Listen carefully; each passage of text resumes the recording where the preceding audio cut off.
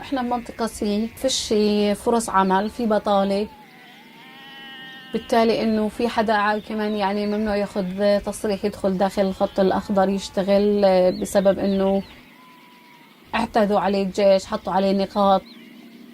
اثر علي شخصيا اني انا خريجة جامعة وما فيش فرص عمل.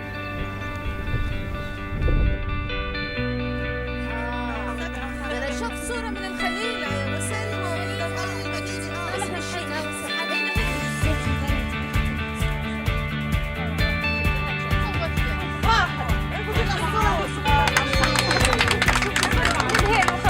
هري يعملوا منه ملبوسات زي كفات، طواقي، بلايز.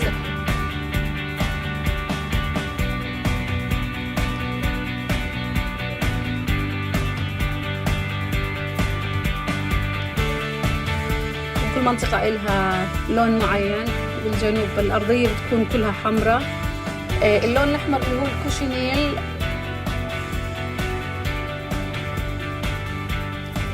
أنا علمت سماحة الجنت كذا الله